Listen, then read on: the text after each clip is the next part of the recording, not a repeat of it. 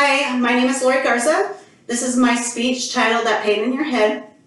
Did you know that stress, lack of sleep, different types of food, or caffeine can cause headaches? Did you know that the weather can have effects on your body? I'm sure probably most of you are saying no and you were unaware that these symptoms can have effects on you. You're not alone. I was unaware of these as well. So I am a chronic migraine sufferer, and I have been for probably 20 years now. And let me tell you, they're probably 10 times worse than a normal headache.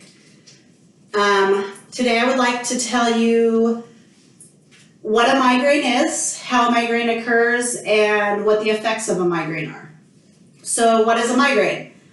A migraine is a neurological condition that is recurring headaches with symptoms. There's pain on one side of your head, pressure behind your eye. They're usually accompanied with nausea, vomiting, sensitivity to light, sensitivity to sound, and these are only a few of the symptoms. During a migraine, your head is throbbing. The light will make it worse, sound will make it worse. The best is I have found is just to lay in a dark room with a wet cloth over my head or a blanket, just block everything out and try to just relax and, of course, take medication if needed.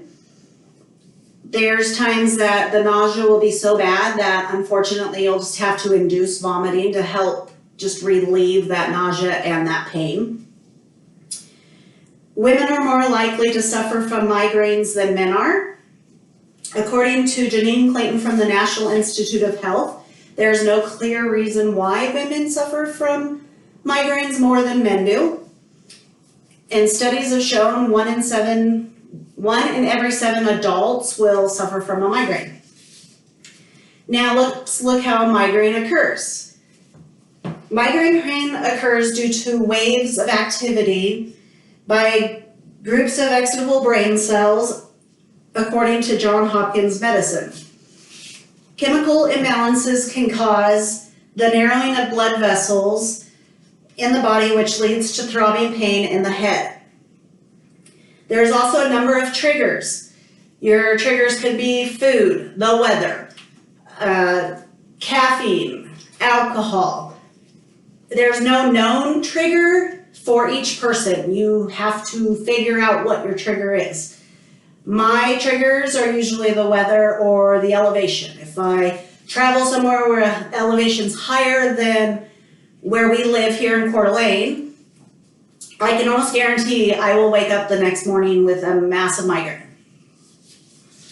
Fluorescent lights are also another trigger, and most of us have fluorescent lights in where we work or at school or the supermarket.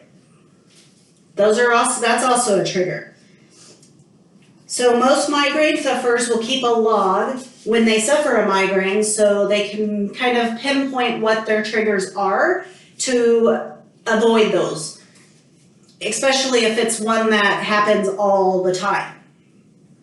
So what is it like to experience a migraine? So there's 3 phases of a migraine.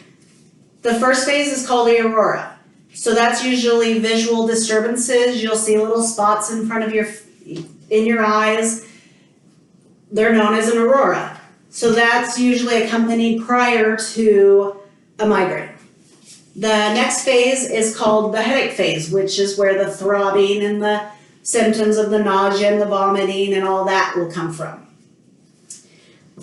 The third phase is called the postdrome, or also known as a migraine hangover.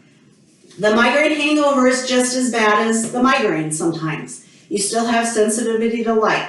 You have I call it a brain fog, or it's known as confusion.